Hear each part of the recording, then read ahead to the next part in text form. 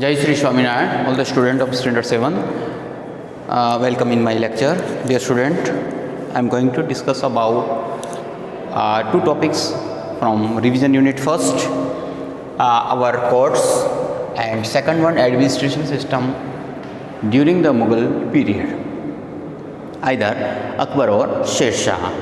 तो dear student, जैसा हम पहले हमारे कोर्ट्स के बारे में हमने पहले पढ़ चुके हैं कि हमारे यहाँ जो there are 3 organs of the government, उसके में जुडिशरी का भी अपना एक इम्पॉर्टेंट रोल है, लेजिस्लेटिव असेंबली, एग्जीक्यूटिव बॉडी, और third one is the judiciary. Judiciary का हमारा इम्पॉर्टेंट रोल है क्योंकि it punish who break the law. अब नाउ यहाँ इस कोर्ट के बारे में हम लोग डिस्कस कर रहे हैं. तो देखिए यहाँ देयर 3 कैटेगरीज. यहाँ सबसे पहली जो कोर्ट है वो हमारी सुप्रीम कोर्ट है, कंट्री की हाईएस्ट कोर्ट कही जाती है. एपेक्स कोर्ट है, उसके बाद में हाई कोर्ट, ठीक है ना, सुप्रीम कोर्ट, फिर हाई कोर्ट स्टेट लेवल की हाईएस्ट कोर्ट होती है. फिर इसके अंडर में होती है जैसे डिस्ट्रिक्ट कोर्ट और तालुका कोर्ट. ये हमारी इंडिपेंडेंट होती है, ठीक है. ये जो कोर्ट्स हैं वो हमारी इंडिपेंडेंट है. तो जुडिशरी ऑफ इंडिया कैसे है? Country is the independent and unbiased. तो इस तरीके से देखिए यहाँ हमारी जो कोर्ट के बारे में हमने आपको बताया कि उसका पूरा का पूरा अपना, ठीक है ना, यूनिटी अलग होता है, किसी की पार्शियलिटी में वर्क नहीं करते, इंडिपेंडेंट रखी गई है. तो देखिए यहाँ पे अगर हम लोग थोड़ी सी डिस्कशन की बात करें तो देखिए यहाँ criminals deprived away of the rights, our country has arranged continuous judiciary.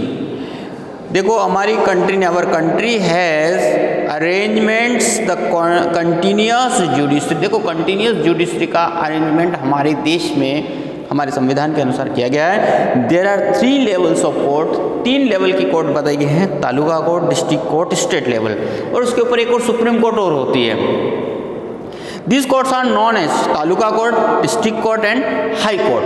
Taluka court tehsil taluka level पर, डिस्ट्रिक्ट लेवल पर डिस्ट्रिक्ट कोर्ट, और हाई कोर्ट है वो स्टेट लेवल पर. The judgment is passed on civil and criminal cases. फिर to make the judiciary की inexpensive, Lok Adalat को हमने और यहाँ पे अडॉप्ट किया है. तो देखिए यहाँ जो कोर्ट्स तालुका लेवल पे थी उनको हम ट्रायल कोर्ट्स के रूप में भी कह सकते हैं. District courts are above, district court जो होती हैं वो तालुका कोर्ट से भी ऊंची होती हैं. और high court is the top most court of the state courts, और डिस्ट्रिक्ट कोर्ट से भी, डिस्ट्रिक्ट कोर्ट से ऊपर की कोर्ट है वो हाई कोर्ट, मतलब स्टेट लेवल की हाईएस्ट कोर्ट. फिर इसके बाद में एपेक्स कोर्ट है, state is the high court, और हाई कोर्ट्स जो है हमारे top most position among the other courts. जितने डिस्ट्रिक्ट कोर्ट है उनसे सबसे फर्स्ट पोजीशन है. अगर हम लोग यहाँ के हाई कोर्ट की बात करें, हमारे गुजरात के अंदर तो 1960 AD के अंदर इसको इस्टेब्लिश किया था, वो भी इन अहमदाबाद, ठीक है. और अगर उससे ऊपर के जाए तो हम लोग सुप्रीम कोर्ट है जो हमारे नेशन की हाईएस्ट कोर्ट है. तो ये आपकी जानकारी थी कोर्ट्स के बारे में. अब आता है एडमिनिस्ट्रेशन सिस्टम, है ना. Next we are going to discuss about the administration system during the. तो देखिए जैसा हमने मुग़ल पीरियड के बारे में डिस्कस किया था, बाबर, हुमायूं और अकबर, ठीक है. बाकी के हमें आगे के नेक्स्ट चैप्टर में होंगे. लेकिन इसके बीच में एक शेरशाह शब्द भी आया था, और वो हम उसको मुग़ल नहीं कह सकते थे, तभी वो एक अफगानी था. उसने बीच में उसने भी काफ़ी शासन व्यवस्थाएं की थी. अब देखिए यहाँ इज वी एवरीवन नो, देखिए शेरशाह को हम एक बेस्ट रिफॉर्मर कहते हैं, एक रिफॉर्मर के रूप में. और शेर शाह के बाद में अकबर ने सत्ता संभाली थी, है ना. शेर शाह के बाद में हुमायूं आया, हुमायूं के पश्चात वापस से, ठीक है ना, वापस. तो अकबर मतलब अकबर ने लगभग फॉलो किया था शेर शाह सूरी के व्यवस्थाओं का. तो अब देखिए यहाँ किस तरह से एडमिनिस्ट्रेशन सिस्टम्स था.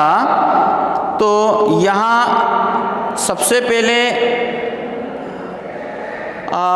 इंडिया के अंदर अगर हम लोग देखें तो हम राजपूत राजाओं की बात करें तो देखो यहाँ किंग होता था. किंग का जो एल्डेस्ट सन होता था, एल्डेस्ट सन, वो राजा बनता था। ठीक है, एल्डेस्ट सन वो हमारा उसका क्राउन प्रिंस कहते थे, वो एल्डेस्ट सन जो होता था वो यहाँ का राजा, मतलब राजा की मृत्यु के पश्चात उसका बेटा, मतलब सबसे बड़ा बेटा। अगर इन केस कोई प्रॉब्लम्स हो तो बात अलग थी। अब मुगल कालीन के अंदर क्या था, मुगल के अंदर जैसे यहाँ मुगलों के अंदर जो था उसमें जो भी रूल होता था डिवाइड इन देयर होल सन, जितने भी बेटे थे होते थे उसमें बांट दिया जाता था।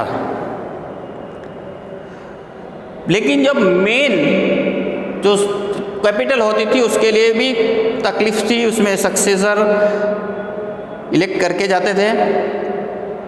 और Mughal sons got equal share empire. This type of hierarchy was implemented during the Humayun. After the conspire of the throne brothers, ठीक है, तो इसके बाद में कई बार कॉन्स्पिरेसीज भी होती थी, एक दूसरे के पीछे षड्यंत्र होता था, क्योंकि मुख्य वहाँ पे उस समय दिल्ली था। अब हम यहाँ के एडमिनिस्ट्रेशन सिस्टम्स के बारे में पढ़े हैं तो देखो, सूबेदारी system was implemented during Mughal period. Mughal period के समय में सूबेदारी सिस्टम थी। अकबर डिवाइड इस किंगडम इनटू 15 सेक्शन। अकबर ने अपने राज्य को 15 सूबा में, मतलब 15 बड़े भाग में, देखो शासन व्यवस्था को चलाने के लिए उसने डिवाइड किया था। ईच सेक्शन वो नॉन एज सूबा, हर सेक्शन को सूबा या प्रोविजन कहा जाता। 15 पार्ट डिवाइड किए थे equally.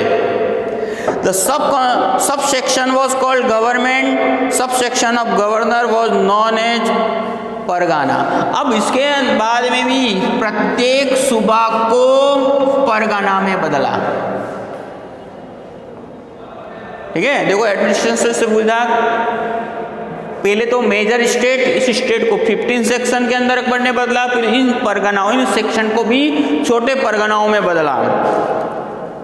Subsection, the head pargana, the head of the pargana अमीर होता था और ही कलेक्टेड रेवेन्यू, वो रेवेन्यू कलेक्ट करते थे। There were a gram panchayat in village, गांवों में ग्राम पंचायत होती थी। द हेड, जो हेड होता था उसे पटेल, चौधरी या मुकद्दम कहते थे। Thus during the various executive were appointed। अब देखिए उस समय कई एग्जीक्यूटिव बॉडी, मतलब कई लोग इसके अंदर अधिकारी होते थे, ठीक है ना। ये भी अन्य कई भागों में बटे हुए थे, अलग अलग क्षेत्र दे दिए जाते थे जहाँ से रेवेन्यू को कलेक्ट किया जाता था।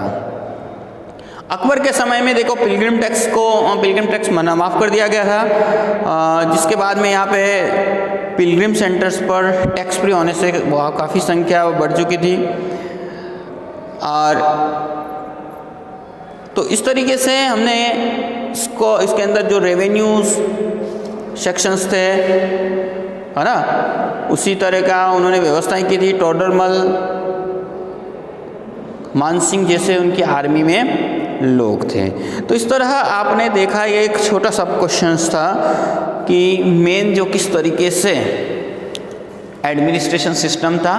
देखो एडमिनिस्ट्रेशन सिस्टम का मतलब अगर अभी आपको ध्यान में नहीं आया हो तो जो प्रशासन को संभालने की सुविधाएं, ठीक है। तो देखो वापस से ध्यान रखना, आज आप स्वयं देखते हैं, अगर हम लोग हमारे यहाँ प्रेजेंट टाइम को उसके साथ मैं आपको कंपेयर करके बता देता हूँ। हमने हमारा नेशन, हमारा कंट्री को हमने स्टेट्स में बांटा।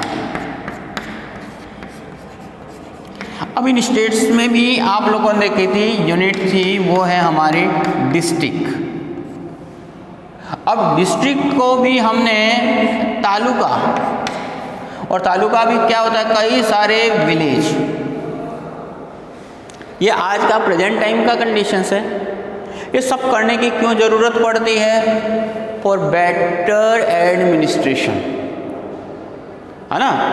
तो बेटर एडमिनिस्ट्रेशन के लिए देखो हमने छोटी से छोटी यूनिट से लगा करके बड़ी यूनिट में कन्वर्ट किया, मतलब बड़ी छोटे भागों में बांटा, जिससे ऑल काइंड ऑफ प्रॉब्लम्स, जो भी प्रॉब्लम्स होगी उसका सॉल्यूशन आराम से व्यवस्थित तरीके से हो सकता है। अब अकबर है, शेरशाह ने, देखो शेरशाह ने यहाँ 15 डिवीज़न दिए थे, ऐसा नहीं था, लेकिन इसने बहुत सारे रिफॉर्म्स किए थे, ठीक है ना। उसने काफ़ी लैंड को भी उसने डिवाइड किया था, उसका जो टैक्स था अकॉर्डिंग उसकी उपज के अकॉर्डिंग, उसकी फर्टिलिटी, लैंड की फर्टिलिटी, लैंड के प्रोडक्शंस के बेसिस के ऊपर। तो ऐसा सिस्टम यहाँ हमने हमारी व्यवस्था को संभालने के लिए कैसे किया, देखो गांव के स्तर से, तालुका से डिस्ट्रिक्ट, उसकी बिग यूनिट और स्टेट के बाद में पूरा कंट्री बना।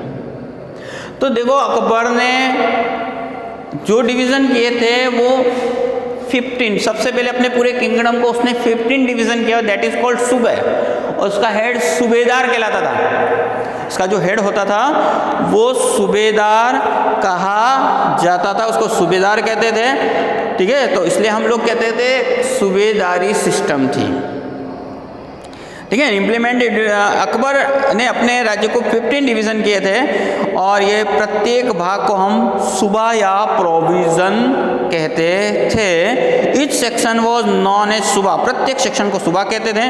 द सब सेक्शन, इसका जो दूसरे भाग होता है इसके से भी छोटे भाग कर दिया जैसे, तो उसको हम परगना, जैसे हमने हमारा ये स्टेट में दिया, स्टेट के बाद में डिस्ट्रिक्ट है, तो परगना में बांटा गया, और परगना का हेड होता था उसे अमीर कहा जाता था, इस कॉल्ड द अमीर। फिर वो कलेक्ट रेवेन्यू लेने का काम करता था। फिर इसके अतिरिक्त ग्राम पंचायत होती थी, और ग्राम पंचायत में उसका हेड होता था जिसको मुखी शब्द देते थे, चौधरी शब्द देते थे, पटेल देते थे, इसके बाद में मुकद्दम शब्द दिए जाते थे। और ये समय समय पर देखो एग्जीक्यूटिव्स व्यवस्थाएं की जाती थी। तो इस तरीके से इसके अतिरिक्त एडमिनिस्ट्रेशन के अंदर जो भी होता था, उस राजा होता था या किंग होता था या नवाब होता था या तो बादशाह कहें, कोई भी कहें, तो उसके अंतर्गत मिनिस्टर्स हो ना, मिनिस्टर्स होते थे, अलग अलग डिपार्टमेंट के मिनिस्टर्स होते थे। जैसे आज हमारे यहाँ पे भी जैसे एग्रीकल्चर मिनिस्टर होता है, इसके बाद में एजुकेशन मिनिस्टर्स होता है, फाइनेंस का मिनिस्टर होता है, एग्रीकल्चर मिनिस्टर होता है। तो इसी तरह से अपने दरबार के अंदर अलग सेनापति होता था जो सेना का संचालन करता था, फाइनेंस मिनिस्टर होता था, एग्रीकल्चर के डेवलपमेंट के लिए एग्रीकल्चर मिनिस्टर होता है, ऐसे कई मिनिस्टर्स होते थे, है ना, जो व्यवस्थाओं को संभालते थे। तो उनसे जो उस समय उनसे बातचीत करके, ठीक है ना, जो बातचीत करके उनका सजेशन लिया जाता था। जैसे आपको बताएं यहाँ पे देखिए, मुगल पीरियड के समय में जो देखो दीवान होता था, जो हेड ऑफ रेवेन्यू डिपार्टमेंट होता था, Bakhshi head of finance department, Sadr vigilance officer, Qazi जज, फौजदार हेड ऑफ गवर्नमेंट, कोतवाल होता था लुक्स आफ्टर लॉ ऑर्डर। इसके बाद में मीर बाबर जो था controller and collector of tax, सेनापति जो हेड होता था पूरी रॉयल फैमिली का, ठीक है। तो जैसे आपको हमने कैसा कहा, टोडरमल है, मानसिंह लीडर ऑफ दक्ष आर्मी का था। फिर इससे हिस्टोरियन, ऐसे कई व्यक्ति होते थे जो उनके दरबार में रहते थे, है ना, उनको अलग अलग डिपार्टमेंट दिए जाते थे, उन डिपार्टमेंट के आधार पर वर्क किया जाता था। तो डियर स्टूडेंट, आज हमने ये 2 क्वेश्चंस के ऊपर हमने डिस्कशन की है, इनके आप राइट देम, उनको आप लिखें वापस से। कोड के बारे में ध्यान दें, देखिए कोड को हमने वैसे हमारी जो बुक के अकॉर्डिंग हमने केवल 3 ही पार्ट दिए हैं, जिसमें taluka court, district court, state court, उससे ऊपर की जो कोर्ट होती है हमारी वो सुप्रीम कोर्ट होती है, जो नेशन की एक ही कोर्ट है वो न्यू दिल्ली के अंदर है, ठीक है। तो देखो हमारी कोर्ट किस लेवल में क्या क्या काम करती हैं। फिर एडमिनिस्ट्रेशन सिस्टम अभी भी आपको समझ में नहीं आता, मैं 1-2 लाइन में और वापस बता देता हूँ। जो प्रशासन सुविधाएँ, प्रशासनिक सुविधाएँ का मतलब जो किस तरह से की जाए, है ना, प्रशासनिक व्यवस्थाएँ की बात आती हैं। तो उन व्यवस्थाओं को करने के लिए मुग़ल पीरियड में कैसी व्यवस्थाएं थी उसके बारे में हमने पढ़ा, क्योंकि प्रशासन बहुत ही ज़रूरत थी कोई भी स्टेट को संभालने के लिए। आज हमारे यहाँ जैसे जिस तरीके से हम हर सेक्टर में, मैंने अभी सबको कंपैरिजन करके भी बताया, आपको प्रेजेंट का भी कंपैरिजन करके बताया। ठीक है, नेक्स्ट में हम उसके आगे बाद क्वेश्चन के ऊपर डिस्कस करेंगे। जय श्री स्वामीनारायण।